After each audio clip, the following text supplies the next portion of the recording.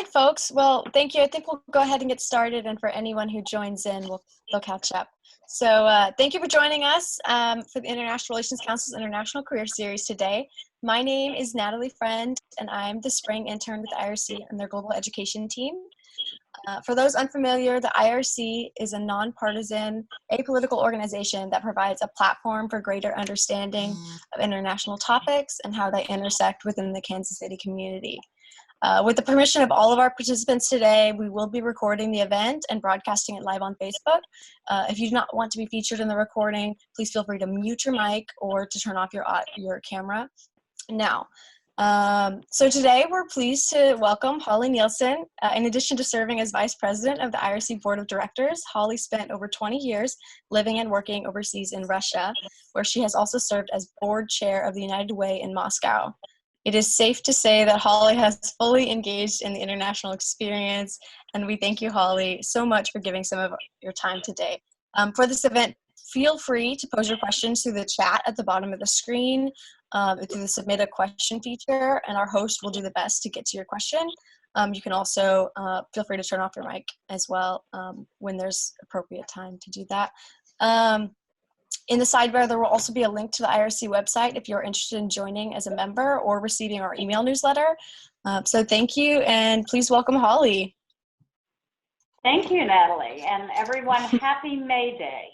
A nice international holiday, not observed as a public holiday everywhere, but some places it is. So this is a good day for me because my work with my Russian colleagues has been a lot quieter today. So I'm delighted to join, and I'm going to take IRC at its word that this is going to be a very conversational and participatory kind of hour, and I'd love to talk about whatever anyone else would like to talk about, whether that's international careers or Russia or anything else that you think would be interesting to talk about. I guess let me start off by telling you why we chose the title that we did from Missouri to Moscow. Natalie's given you kind of a short preview, but let me just tell you sort of how that journey took place for me.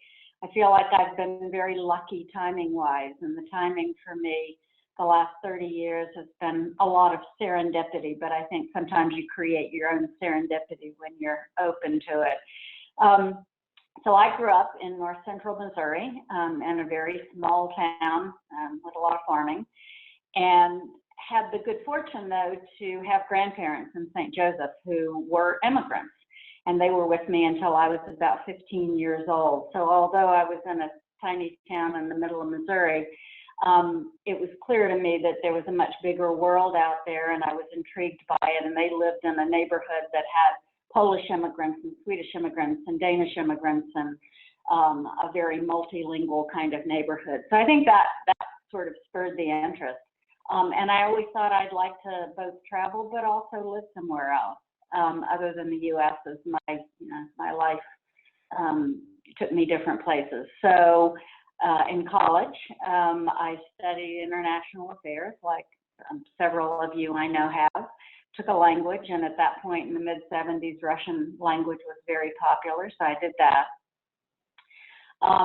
And thought maybe I would go to work in Russia, and interviewed as I graduated with Chemical Bank and PepsiCo, but the whole U.S.-Russian relations sort of shut down, so I ended up going to law school at KU, and then took a job with a law firm in Houston, Texas. And as luck would have it, I was in Houston as the Soviet Union dissolved in the late 80s. And I had kind of continued my interest in Russian language by finding a professor at Rice who was a Russian immigrant teaching Slavic languages at Rice. So I kind of kept that up as more of a hobby than anything. And the Soviet Union began to dissolve in the late 80s. And a lot of Houston companies, mostly energy, but a little bit of real estate as well, were interested in the Soviet Union, wanted to go, or not the Soviet Union, but at that point the Russian Federation wanted to go exploring And in my law firm, you know, everybody was going, not me, not me. And, you know, I was volunteering to do any and all of that work. So in the early 90s, the law firm that I was with sent me over to Russia to do a little exploration in Moscow. The market looked good. Our energy clients continued to be interested, and so we opened an office in 1993 in Moscow. And again, I put my electronics in storage and thought I'd be there for 2 or 3 years. But it just turned out to be much more exciting and much more interesting than Houston, Texas, which I had liked, but found Moscow very adventuresome in those years, and ended up staying for 21 years. And I changed jobs a few times. Primarily being a lawyer has been my way of being able to afford the international adventure. I've enjoyed my career as a lawyer, but I've mostly enjoyed the fact that it's led me to some interesting places around the world. And so I was with the Houston-based law firm for 3 or 4 years, then did some international technical assistance work with USAID and Harvard University and the U.S. government. Then after that stint, went back to work for a couple of New York firms who had offices in Moscow. And eventually joined some friends who had founded a private equity firm in the early 90s, and have done that for the past almost 15 years. The nice thing about that was that it also gave me the opportunity to come back to the U.S. as I had children who needed to go to high school in the U.S. They had been in Russian primary and middle schools locally, which was also a gift because they grew up bilingual and bicultural. But we came back to the U.S. for them to finish high school and go to college. And I've been able for the last almost 10 years now to work remotely from Kansas City for this Moscow-based private equity firm. So that's sort of the short story about why Missouri to Moscow. And as Natalie said, ended up being in Moscow for about 21 years before returning to the U.S. And for me, it's been a gift. It was a front row seat of history, which was very exciting, and allowed me to do what I think since childhood I had wanted to do, which was live abroad. And I was grateful to have a career that allowed me to, again, earn a living and pay the rent, but also wander around the world. And these days, with the private equity firm, I tend to spend more time in Moscow and the Channel Islands than I do, or in London and the Channel Islands than I do in Moscow. But it continues to allow me to travel, although I enjoy being back in Kansas City now too. I feel like life has kind of come full circle. So I'm curious about why people have joined today and what questions you might have and what kinds of topics you'd like to talk about.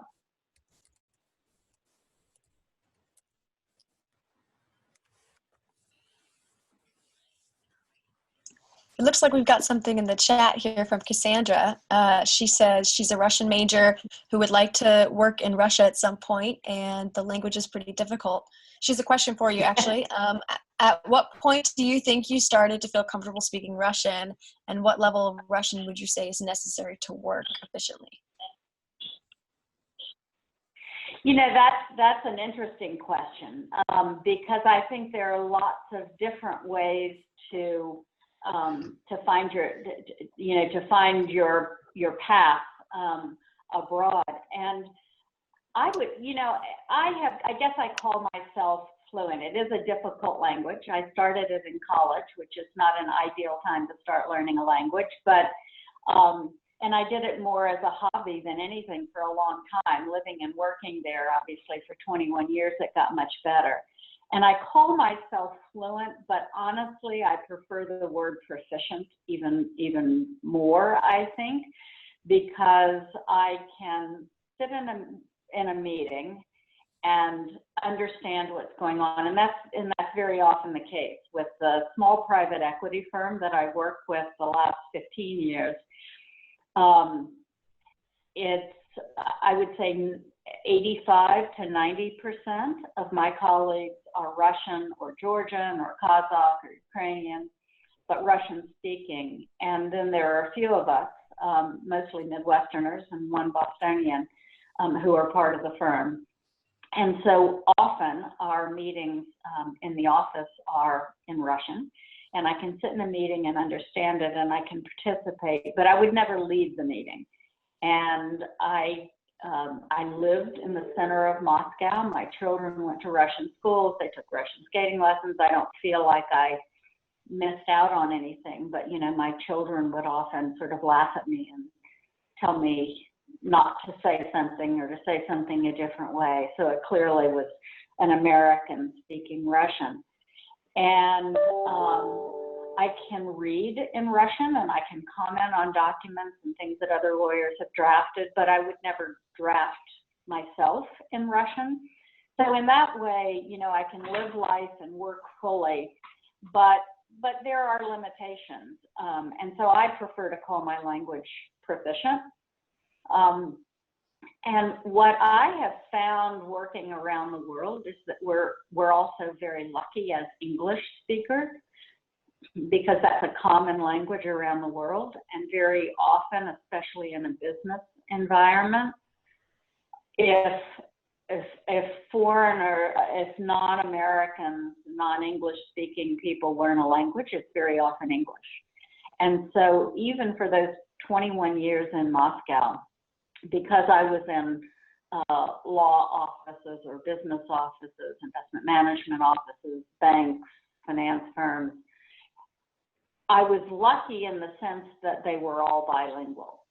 So my Russian-speaking colleagues spoke English, and I spoke proficient Russian, and you know, it worked very well. And so I think it obviously depends on what your situation is, and whether you're working in a Russian firm or you're working in an international firm. But I think, you know, proficiency is enough. Certainly the closer and closer, but fluency is one of those things that I think is a rather vague term. You're either more of a native speaker or, you know, you're clearly a foreigner who speaks Russian. I've got colleagues, though, who I think speak almost native Russian. Certainly these days, I feel like you have to be proficient in the language for the country that you're living in. I think it's difficult to think that you're going to work abroad and not at least be proficient in the language. So what do you have in mind, Megan, in terms of using your Russian language?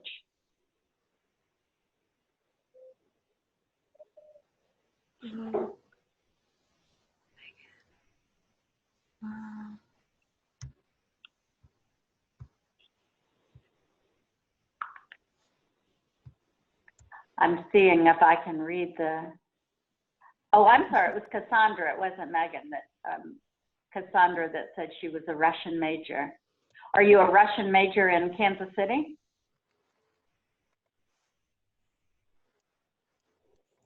I'm not sure we have her on audio. That's okay. Well, she might be typing. So I have a question in case, and then she can respond, maybe typing. So you mentioned that your children were enrolled in schools in Moscow and things like that.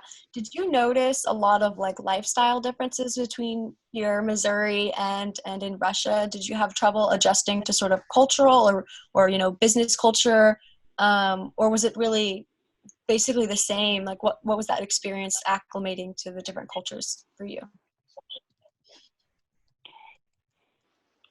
Exciting, first of all. And, you know, I think that anytime you're an expatriate and you're living in another culture and another language, there are just the sort of, you know, there's a certain level of impatience and frustration that you learn to deal with and to live with. But what I found especially in a large urban city like Moscow, I think if you were living in a smaller town somewhere else, it would be a little bit more limiting. But in Moscow, there were, especially in the 90s, about 40,000 Americans, and then there were lots of other nationalities. And so we had this very exciting life of our expatriate colleagues and friends on the weekends, typically, and then our Russian colleagues and neighbors that we saw more during the week. And it was just a kind of a wonderful balance. But the nice part of having this expatriate community was that there were Scandinavians and Germans and Australians and close friends from New Zealand. And so it wasn't as if it was just American or Russian culture. It was a lovely mix of people from lots of different cultures. And I really enjoyed that very international flavor of having an expatriate community of friends. And then through the schools and through work and through the neighborhood, we had lots of Russian friends. And honestly, I think, I think that I learned there were things that I was impatient with at first. And I don't know whether I got worn down or I just decided that there were, lots of right ways to live. And it wasn't that the culture that I was from or the way I did things culturally was always the right thing. It may have been the more comfortable thing. But I think, we learned to sort of assimilate the things that we liked about the other culture, and we learned more about ourselves by seeing what it was we didn't like in some of the other cultures. And it made for a self-awareness that I think was very useful personally. And culturally, honestly, the Russian population, I think, is not all that dissimilar to American population. It's also a very large country with lots of different ethnic groups. It's from almost sea to sea, and 11 time zones, a very large country.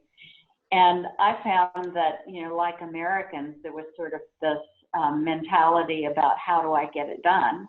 Not am I doing it the right way or am I doing it the way someone else wants, but more of a sort of can-do, inventive sort of attitude about things. And so I found there was a lot that was similar about American and Russian culture. And then there were obviously things that weren't. It's a more Eurasian country. And so there's more of Eastern culture and Eastern mentality that's kind of blended into the European. Wow. But it was exciting. And it teaches you about yourself as well as teaching you about other people. I think if you always live in a very comfortable environment that's similar and homogenous to yourself, you don't learn as much about yourself. Yeah. Okay. It looks like, so Cassandra says she's at the University of Missouri in Columbia, and she would like to either work in the State Department or as a professor or an English teacher in Russia. And she thanked you for your response. Yeah. I am so happy to hear that people are still studying Russian. It was popular in the 70s when I went to college, because as I tell people, I went to college during 4 of the 5 years of U.S.-Soviet détente. For me, I think as people are in their late teens and their early 20s, they become much more politically aware of what's going on around them and current events. And so when I was late years in high school, President Nixon went to Moscow, and that made a huge impression on me. And then we started those 5 years of greater U.S.-Soviet trading. It's mostly trading because you couldn't do business there at that point. And the Russian language became very popular. And I went to a school that had a good Russian language department. So it was kind of easy to choose that. But then it really fell out of favor. By the time my younger sister, who was about 3 or 4 years behind me, went to college, everybody wanted to study Chinese. So, you know, these languages kind of come and go in terms of their popularity. And I also feel that once people felt that the Cold War was over, that Russian suffered in terms of its popularity. And I mean, perhaps the one silver lining in the geopolitical problems that are happening again is that, you know, once again, we'll have a State Department and educational institutions that are interested in studying Russian. And I would say to Cassandra, it's a wonderful time to learn Russian and to go to the State Department, because it's, you know, there are no experts in Russia anymore, because everyone thought that, you know, the Cold War was over and Russia was now a market democracy and there was not going to be any tension anymore. And then especially with the emphasis on fighting terrorism, you know, everyone wanted to speak Farsi and Arabic and Chinese, and Russian just totally fell out of favor. So it's a great time, because I don't think there are any Russia experts anymore, and, you know, once again become popular, or it's become necessary, I guess, to have people who are Russian language and area experts in the State Department. And the other thing I would say to Cassandra and others who are starting careers is that I often would have students come to me and say, you know, I want to live in Russia, or I want to live in Scandinavia or London or Moscow, and how can I find a job there? And my advice was always that it's really better if you can get training and either go to the State Department or a large international institution or a corporation or a law firm or a, you know, medical firm, or to have a first of all, the training, because if you go abroad too quickly, you don't get just the basic training in your industry and career. And then if you rush over there to try to find a job, I think it's much harder than finding a job and getting good training in the US. And then with that platform and that support, going abroad. It's a much easier way to go abroad than to just kind of you know, start out on your own. I think the State Department for a Russian major and a Russian speaker these days would be excellent. So we've got a couple questions here. Someone wants to know how complicated it is to work across such a vast time difference. So would your workday typically start very early or very, very late? How does that work for you? Well, I'm an early morning person, thankfully. But I used to love, both in Houston and then in Moscow, I used to love being one of the first in the office and kind of having my coffee and getting a slow start and, you know, seeing my colleagues as they came in later. And I did that both in Houston and in Moscow. The last 8 years or so has been a bit of an adjustment. I feel like I have the best gig in the world, being able to live in Kansas City, but also work with my colleagues in Guernsey and London and Moscow, as well as places where we have companies like Luxembourg. I do a lot of work in Luxembourg, Kazakhstan and Almaty. I work with a project there. But all of those countries are 6 to 11 hours ahead of us. So I'm in the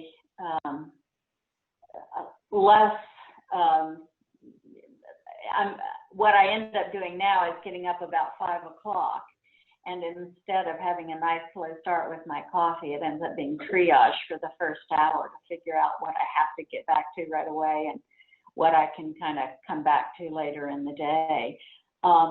The good news is that by noon, everyone leaves me alone, and I have a very flexible schedule from noon until I go to bed. I do my work when I need to, and I go to meetings and run other errands when I need to in the afternoon and the evening. But it does make mornings a little bit more difficult. But honestly, it's that, I feel like that's a pretty small price to pay for getting to do something that I love to do. It's been funny with this pandemic because now everybody's doing these Zoom and WebEx and Microsoft Team meetings, and people in my office the whole world is working remotely. So Moscow is working remotely, and Guernsey's working remotely, and London's working remotely, and everyone's, on these Zoom meetings. And for 8 years, I've been on the phone, joining in, on the conference phone with all the colleagues in the office around the table, and that was fine. Now people are saying, no, you need to be on Zoom, you need to be on Zoom. Well, I'm in my pajamas at 5 in the morning, and I don't want to be on Zoom. So that's been kind of a funny consequence of this pandemic. Much So better we had at another.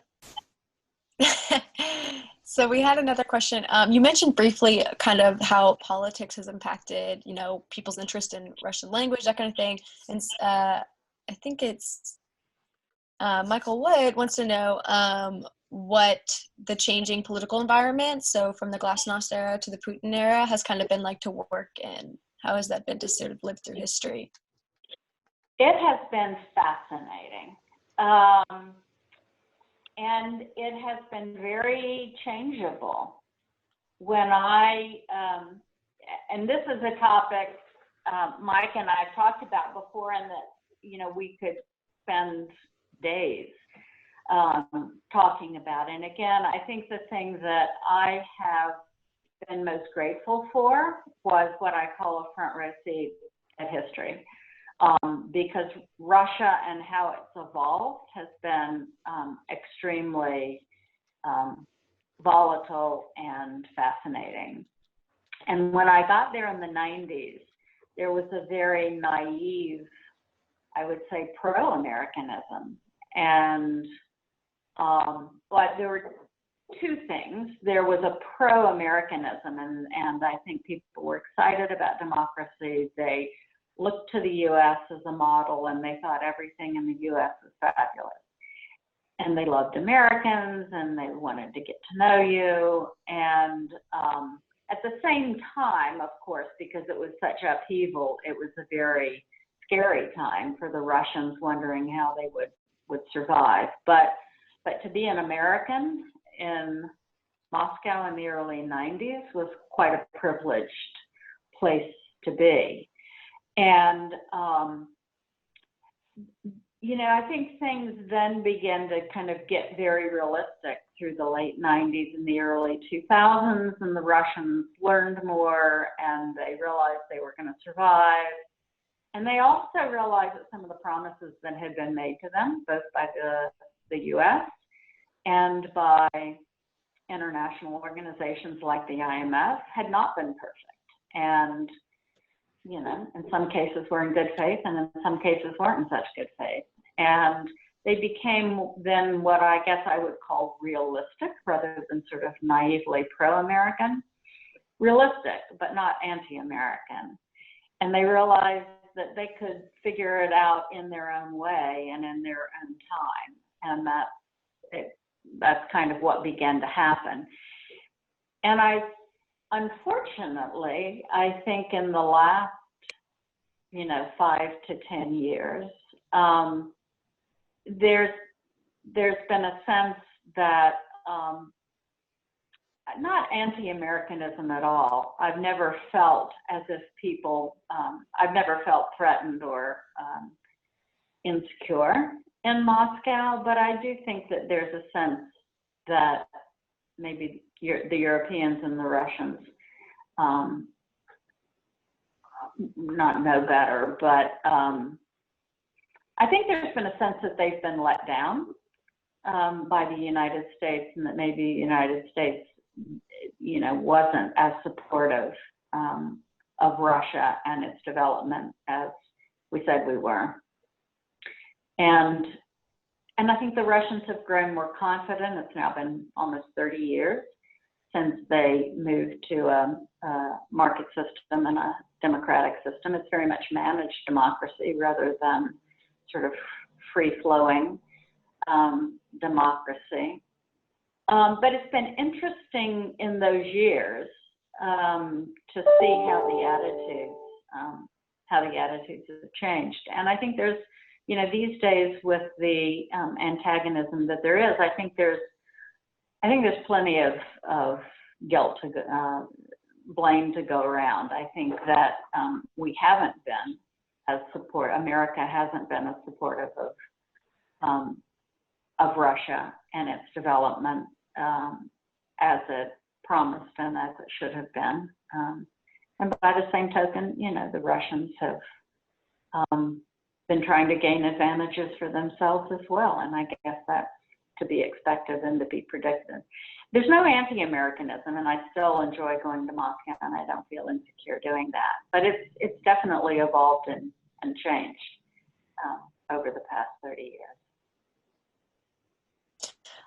So Megan O'Neill introduced herself, and she's a political science and Spanish major considering law school. So she says she would like to get some experience abroad before possibly in nonprofit, women's rights, and human trafficking, those kind of things, or teaching English. She wants to know if you have any advice for getting connected and finding work abroad in those fields.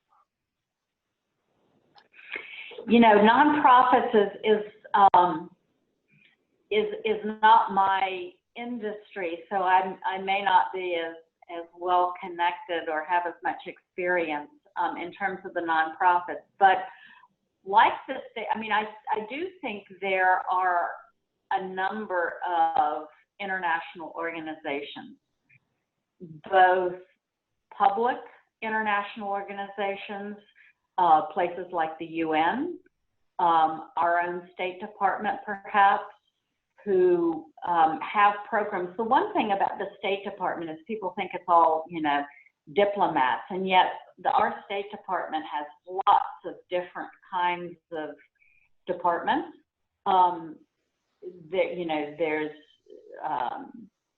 There are cultural attachés, and there are economic counselors, and I know a young woman who, for instance, is an art history major who works in the Art for Embassies program.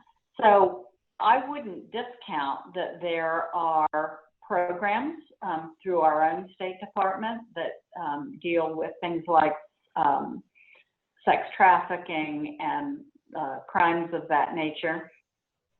I think the FBI, I think, has an international program, but then there are also through the United Nations, there are international organizations that that work in that area. And again, I think finding a platform with an organization or a corporation or maybe an international nonprofit. I can't think of a nonprofit that's private, although I'm sure there are several that deal in that area.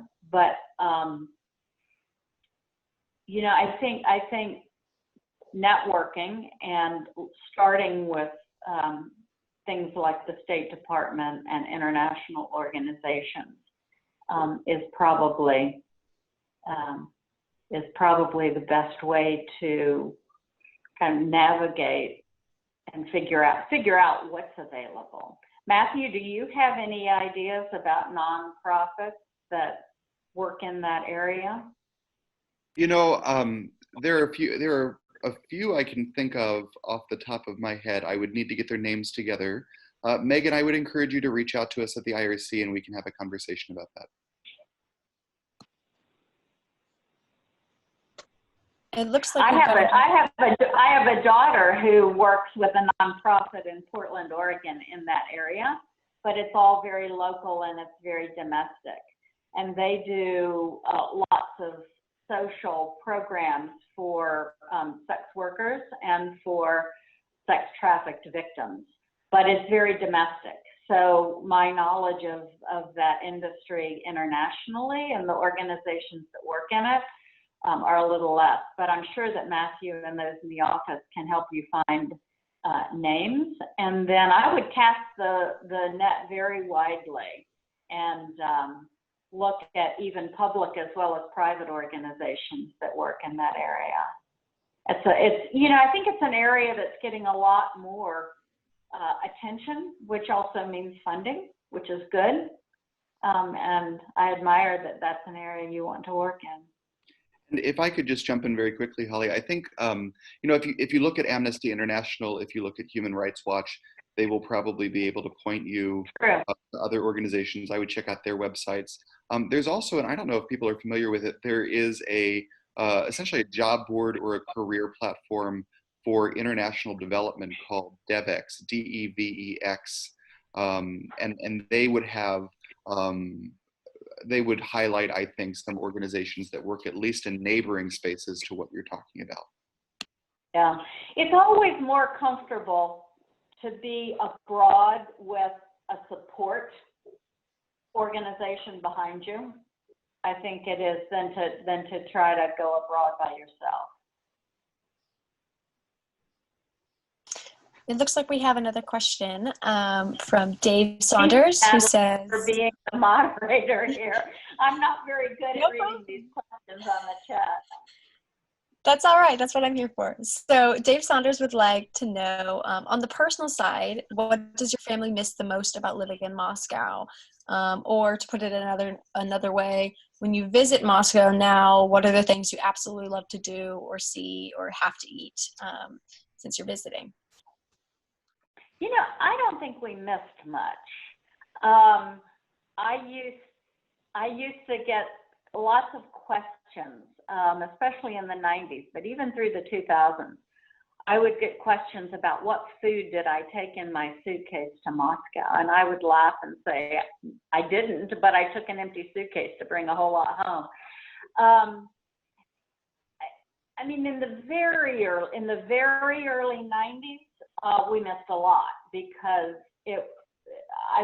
from about 92 until 95, the old system had cratered and there was no new system. And so, even finding food, green vegetables, for instance, were hard to find. And so those years, of course, were very different. But I would say from about 95 on, once they were importing things and there were new stores and it became a more normalized situation. There was, we missed family, although, we spent weeks back in the U.S. during the summer and for some holidays. But there really wasn't a lot that we missed. You get, again, living in a different language around you, at some point you become impatient, frustrated, and just want to be back in a familiar, easy environment where you don't have to think about everything that you're saying. But I've been asked this question several times, and honestly, I can't think of a lot that I missed. When I go back, there are foods that I love. Kind of a caviar fan, and so blini or crepes with sour cream and red caviar I eat for almost every meal. Russia's a very cultured place. It's a very kind of romantic, soulful, very mass culture place. So performances were good, were cheap. Of all kinds. The music was fabulous. I enjoy doing that. I enjoy walking around town. I love the food.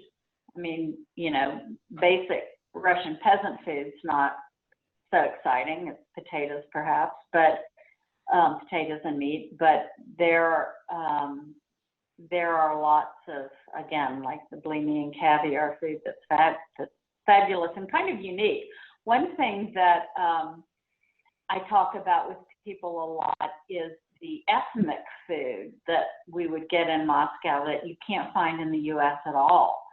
And I love Afghan food, Uzbek food, Georgian food, and all of that's very hard to find in the U.S. So I miss I miss that a great deal. And I guess I miss sort of the old world, soulful, romantic feel of being in Moscow when I'm here. The U.S. is so young and so new, and there's a lot about it that's great, but we don't have the history and we don't have kind of that old world feeling that you get when you're wandering around Moscow or some of the other European cities. So let's see, we have another question here. Have you had professional mentors during the course of your career? And then if you did, how did you find your mentor and how did that person help you? How did they impact your life?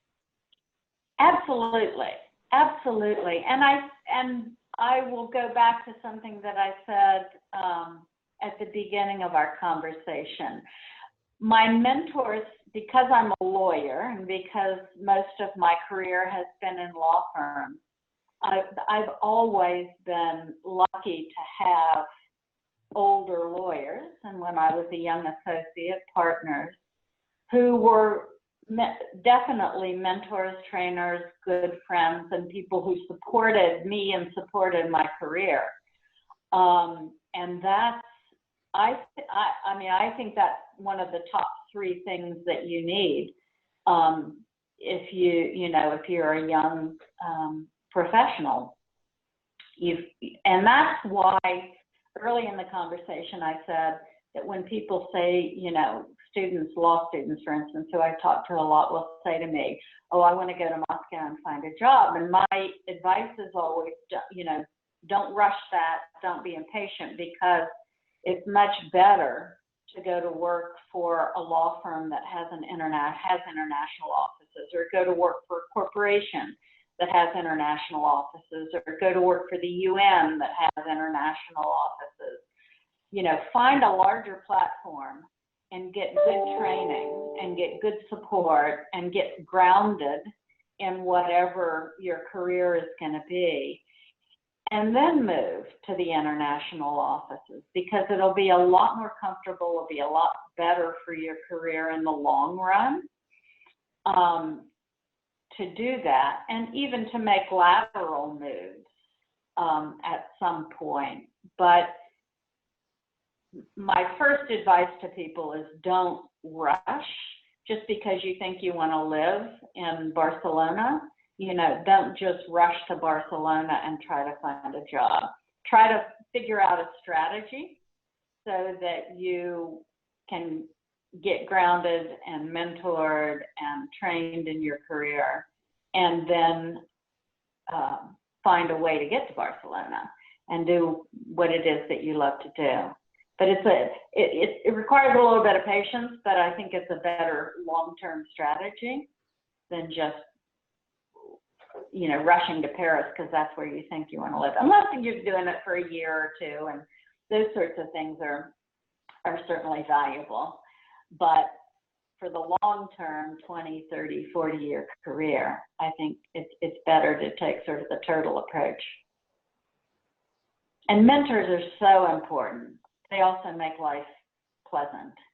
And how do you find them? Again, I think you find them by finding the environment and the organization first, and then, making your network within that organization.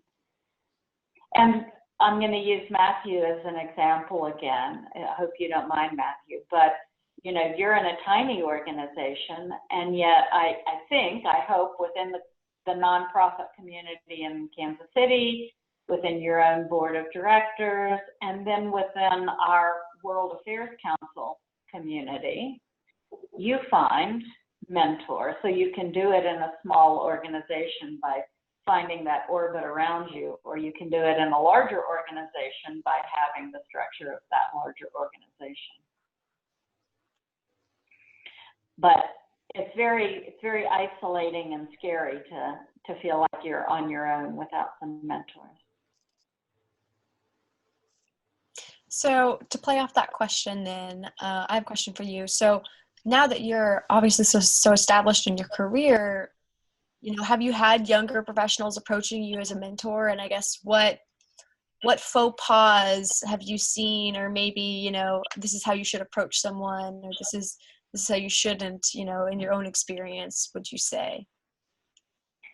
Yeah, you know, certainly, again, within the law firms that I worked in, you know, I would try to help younger associates and lawyers in the way that other people helped me. The law school that I went to was KU. So now that I'm back in the US and I'm close to KU, I try to do that both for with the college that I went to, but even more so KU Law. And I think your alumni groups in your colleges are always a really good way to start reaching out for people who will be part of your network, especially before you find, you know, the organization that you want to work with. And faux pas, I mean, I honestly can't think of any, and I don't want to stress that. I mean, you know, as long as you're respectful and civilized, and I don't think there are no, you know, I'm of the philosophy there are no stupid questions. And we have all been 20 or 21 years old and trying to create networks and reach out. I think the worst thing you can do is just be too shy to reach out. I mean, once you do, obviously you have to be respectful of people's answers and their time and that sort of thing. But I think the worst thing you can do is not reach out to people and not network and be scared of doing that. Good advice. What do you wish Americans understood more about Russians and Russia now that you have lived and experienced both worlds? That we are all people, that we are all human beings, and we have the same desires and the same regrets. And, you know, I'm delighted. One of the things that makes me involved with IRC is that I think it's so important that we all have opportunities to travel and get to know other people and be in other places for short periods, long periods, whatever it happens to be. But the worst thing that can happen is that we believe the propaganda that we're given by someone for whatever the agenda may be. And I think by traveling and getting to know people in other countries and having people in other countries visit us here, what we learn is that we're all human beings. And there are things to like and dislike about government and policies and, you know, that particular strata. But once you get past that and you get past the news, everybody is a very similar human being. And my Russian friends are the same as my American friends. And we all love our children, and we all want comfortable lives, and we all want to connect. And Russians are you know, a beautiful, very hospitable, very generous, very educated and cultured people, more PhDs per capita in Russia than any other country in the world. They're very smart, they're very resourceful, but they're people. And I guess that's the thing that I would stress. But the same is true of, you know, friends in the UK and friends in South America and friends, a very close professor friend in Japan, and we are just all human beings. And so we need to look beyond the government and the geopolitics and that sort of stuff. That's one very small slice of life. Very well said. So it looks like we have about 10 minutes. We were supposed to wrap up at 1, so I just wanted to be respectful of everyone's time. Does anyone have any other questions in the chat? Or Holly, if you have anything else you'd like to say, while people might be typing up their final questions? Any fun stories to share? Well, I think this has been very nice, and if any of the people on the call, especially the younger students who have asked questions, would like to be in touch directly, I'd be happy to do that. I'm never sure that I can be of any benefit, but I'm always happy to try to, either with words of wisdom or putting them in touch with other people.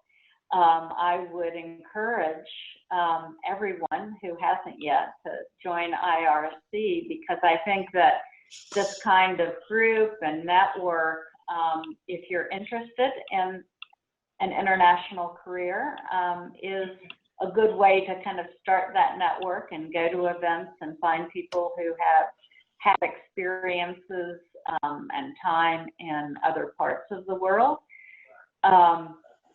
And again, I think I'll end where I started, which is that I feel grateful for the timing, the fact that I knew some Russian and I was interested as the Berlin Wall came down and the Soviet Union dissolved, and I was kind of in a place to take advantage of that. And I wanted to live abroad, but it wasn't as if I went to college and law school and said, oh, I'm going to be an international lawyer, or I'm going to have an international career. It just kind of happened that the world got smaller as my career happened, and there was a lot of good timing and a lot of serendipity. And I think that my greatest words of wisdom are to be patient and to get your training and to get started and have a strategy, but then also be open to serendipity and opportunity. And I think IRC and other similar organizations in Kansas City are a good place to start that process and to sort of be in the right place and meet interesting people and be open to, you put yourself in a place where opportunities happen. Well, thank you again so much for joining today's event. We want to thank you, Holly, so much for donating your time and providing some very interesting information about your career history. We'd like to thank all of you for your continued support of the IRC. If you enjoyed today's event, we invite you to consider joining as a member, like Holly said, or to make a donation by texting IRC to the number in the chat box. I'm going to drop that in a moment. Thank you so much. Does anyone have any final questions?